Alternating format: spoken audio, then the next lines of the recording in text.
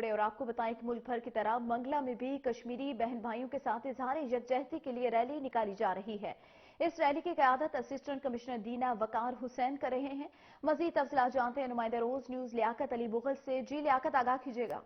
جی، آج 5 فروری یوم یکجہتی کشمیر کے سلسلے میں منگلا کے پل پر جناب یہاں پہ آتھو کی زنجیر بنائی گئی اور یہاں پہ ہمارے ساتھ بائکرز ہیں جو کہ اس تقریب میں شامل ہونے کے لیے آئے ہیں۔ ان سے پوچھتے ہیں کہ یہ آزادی کشمیر کے متعلق کیا کہتے ہیں۔ جی بسم اللہ الرحمن الرحیم۔ آج پورے پاکستان سے یہ بائکرز کمیونٹی یہاں اکٹھی ہوئی ہے منگلا برج پر، اور بیسیکلی اس دن کو 5 فروری کو جو یوم یکجہتی کشمیر کے طور پہ پوری دنیا میں منایا جاتا ہے، کشمیریوں کے ساتھ یکجہتی کا اظہار کرنے کے لیے ہم یہاں اکٹھے ہوئے ہیں، اور کشمیریوں کے ساتھ ہماری محبت ہے، ہمارا رشتہ ہے۔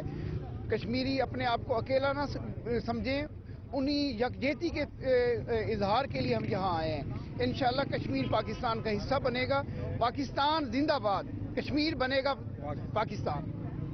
جی، جیسا کہ بائکرز یونین کے صدر نے کہا ہے کہ کشمیر بنے گا پاکستان، اور انشاءاللہ ہم کشمیری بہن بھائیوں کے ساتھ شانہ بشانہ کھڑے ہیں۔